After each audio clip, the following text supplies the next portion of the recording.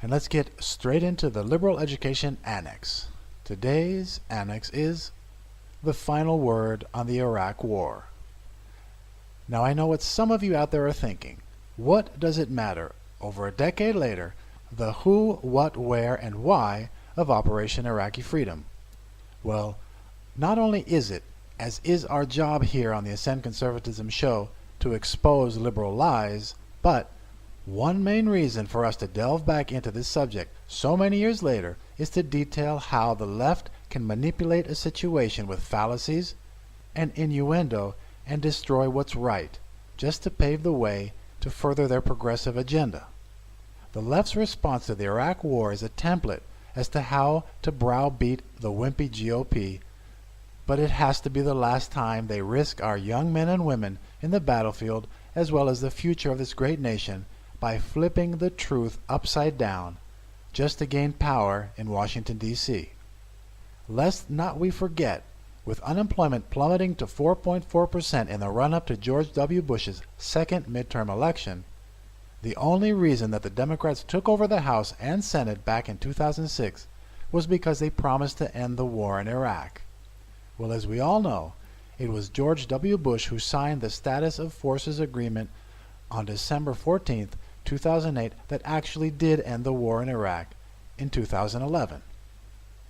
So let's start off by giving you a short but bloody history lesson on Saddam Hussein. Some of you out there already know most of this information, but please bear with me. Besides paying every suicide bomber's family $10,000 cash for any successful attack and killing innocent civilians inside Israel, he even used chemical weapons and gassed his own people on several occasions. The most horrific incident was in the Kurdish town of Halabja in 1988. Saddam Hussein enlisted his cousin Ali Hassan al-Majid, otherwise known by his repulsive nickname, Chemical Ali. He ordered Ali to wipe out the entire village using WMD, killing even the women and children. The attack killed over 5,000 people and injured 10,000 more on that day, with most of them being innocent civilians. Thousands more died later, either months or years after the initial attack, of health complications, diseases, and birth defects. The most horrific aspect of the attack was that Saddam instructed Chemical Ali to use several different chemicals to ensure the most casualties. These agents included sulfur mustard gas and nerve agents, as well as the blood agent hydrogen cyanide. So for the left to say that we had Saddam contained and that he was not a direct threat to the United States, they are either pathetically naive or bald-faced liars.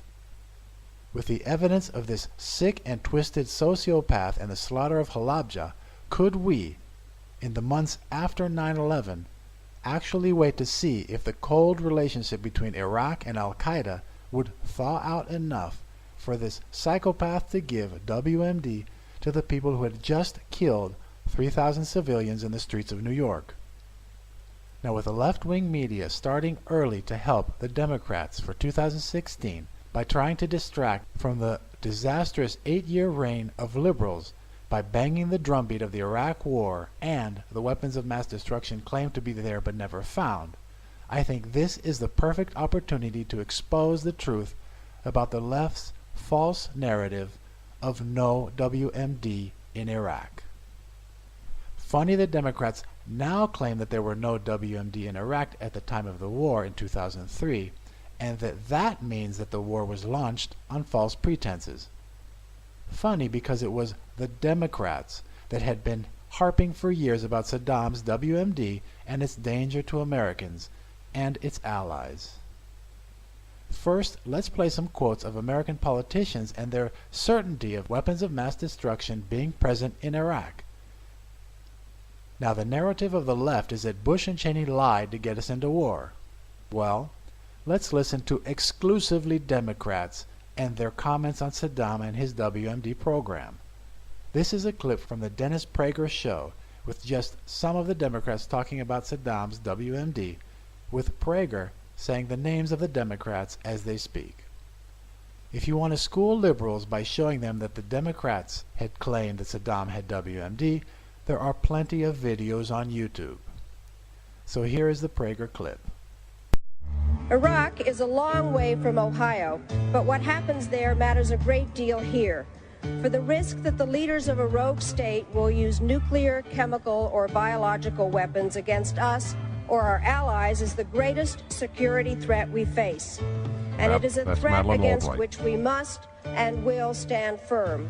Or we take some ambiguous third route, which gives him yet more opportunities to develop this program of weapons of mass destruction and continue to press for the release of the sanctions and continue to ignore the solemn commitments that he made.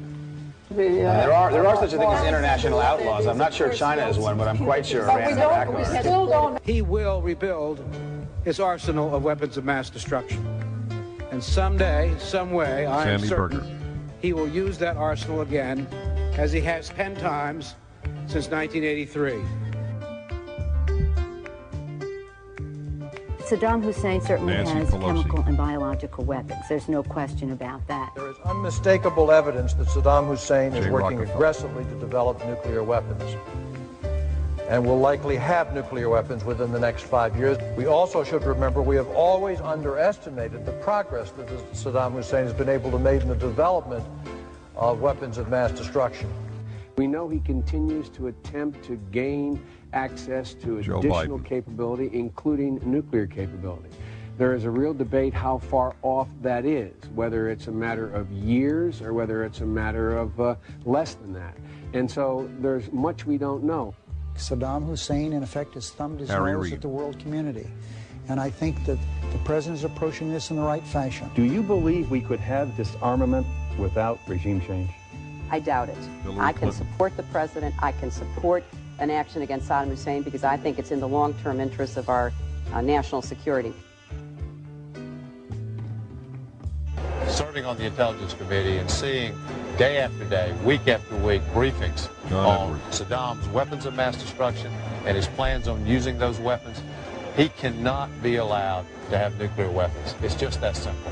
Bill, I support the president's efforts to disarm Saddam Hussein. I think he was right on in his speech tonight. The lessons we learned following September the 11th were that we can't wait to be attacked again, particularly when it involves weapons of mass destruction. So, regrettably, Saddam has not done the right thing, which is to disarm, and we're left with no alternative but to take action.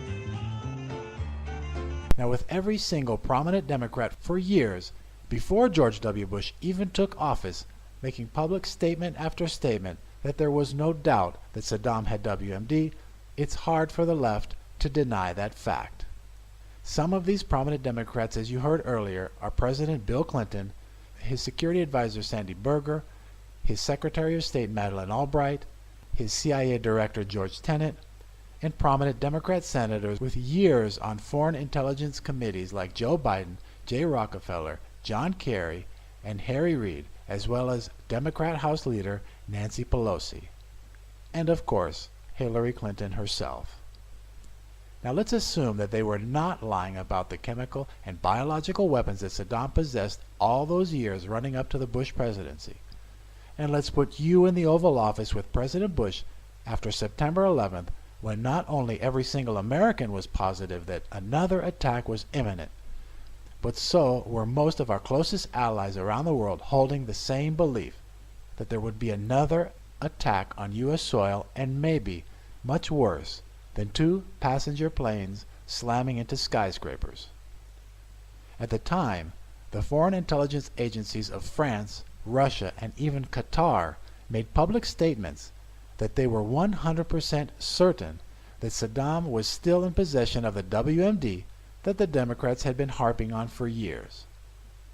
Now, with the safety and the lives of thousands of Americans in your hands, if you were President Bush, what would you decide about an attack on Iraq to remove Saddam Hussein and his heir apparent psychopath sons?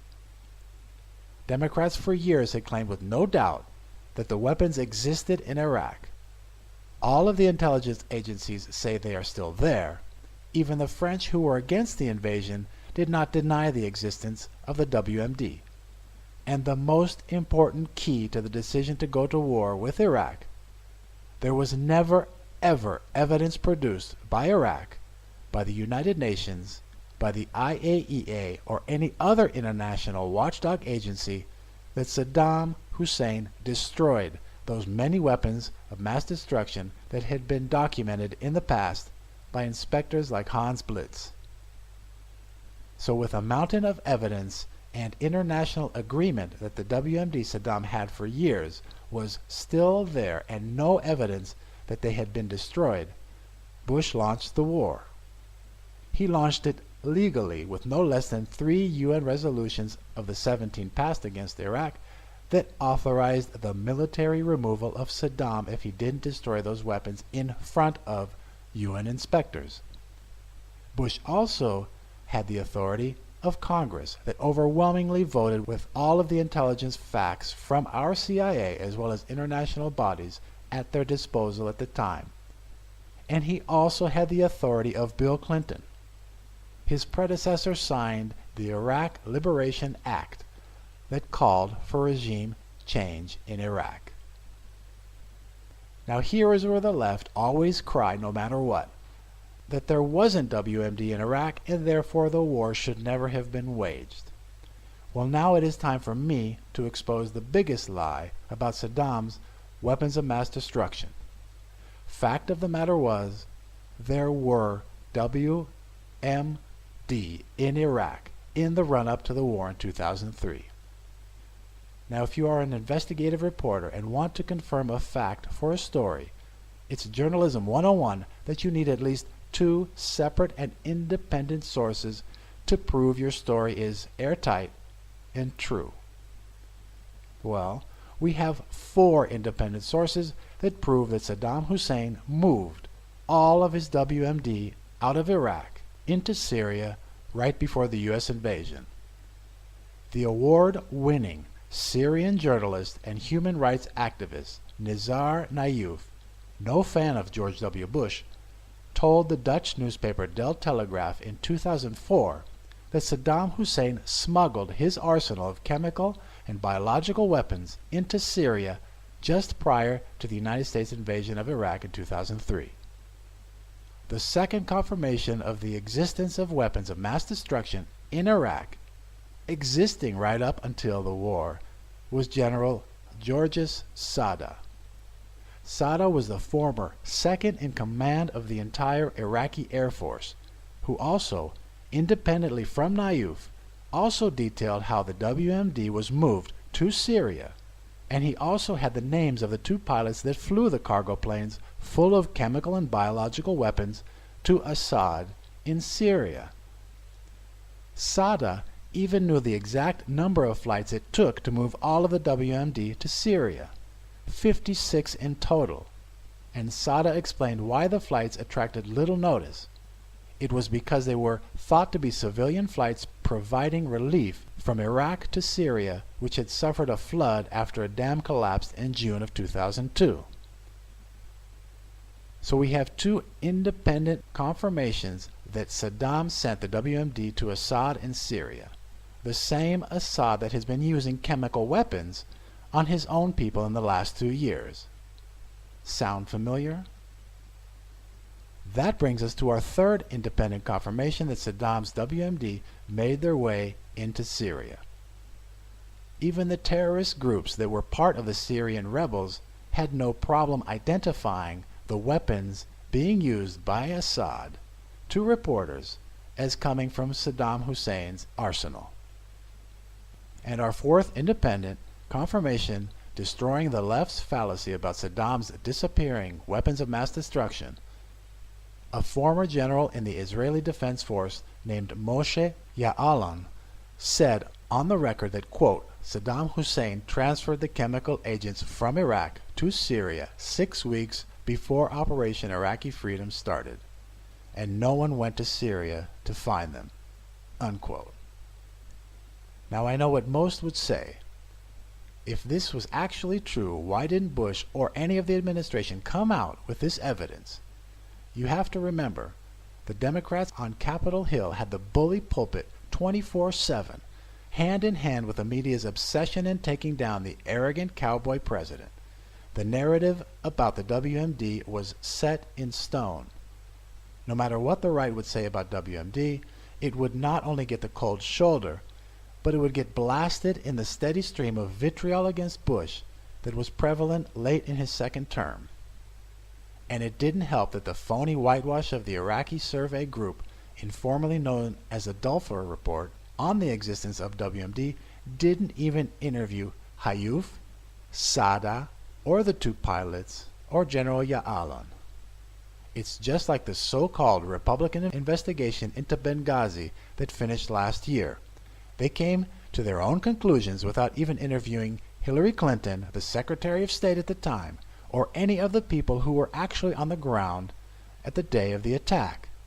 When this government wants to whitewash an event, no matter what party and for whatever special interest reason they might have, they whitewash it, and they whitewash it clean. So now that we have proven that Bush's reason to go to war in Iraq was 100% correct, there is also simple logic that tells us that it is infinitely more plausible that the WMD was moved to another country like Syria than the left's reasoning. The WMD that both Clintons, Albright, Berger, Kerry, and the rest told the world did exist just went up and poof, disappeared into thin air. What's more logical? WMD disappearing into thin air, or moved to Syria as Nayuf, Sada, Syrian rebels, and Ya'alon all testified to? And now that we have proven the reason for the war was true and virtuous, and not some big lie, let's not forget the other residual effects of Operation Iraqi Freedom that every American can be proud of.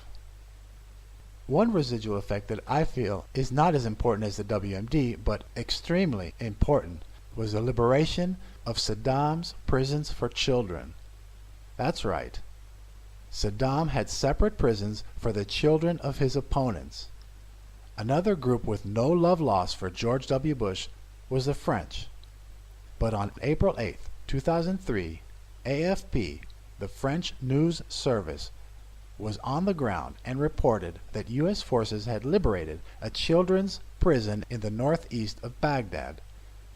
The report said that 100 to 150 children poured out of the unlocked prison gates and swarmed around their U.S. Marine liberators. The AFP had an embedded reporter that quoted a Marine officer that told him that the children looked undernourished and were wearing tattered clothing. This liberation of children was also sad and ironic, as these kids may have been the lucky ones. International organizations like Human Rights Watch had repeatedly reported over past decades on the imprisonment, torture, and execution of children by Saddam Hussein's regime. Children have been among the nearly 300,000 people who have quote-unquote disappeared in Iraq since the late 1970s. Children have been routinely and repeatedly arrested to force their parents to confess to crimes against the regime. So ask the left that say Saddam was bad, but the war wasn't worth it. Ask them if they would personally refill those prisons with children for more torture and killing. We also have Operation Iraqi Freedom to thank for nuclear disarmament of another Arab butcher, Muammar Gaddafi. The same day the U.S. Special Forces pulled Saddam Hussein out of his spider hole and held him in custody, Gaddafi offered to dismantle his nuclear program. That same day. And don't forget that Gaddafi's nuclear program was years ahead of any of the CIA or any other intelligence agency's estimates. Look ahead to the fall of Gaddafi, and we just might have to thank George W. Bush for nuclear weapons not falling into the hands of Al-Qaeda, as it was their flags flying over many cities in Libya, including Benghazi in 2013. Now, with all the Republican candidates for president being tagged with the question about if it was the right decision to invade Iraq, I think we laid out a case tonight for one courageous GOP hopeful to turn that gotcha left-wing media on its ears and finally open the eyes of the majority of Americans that have believed the left's lies about Saddam's WMD for far too long. And that's the Liberal Education Annex for today, May 18th, 2015.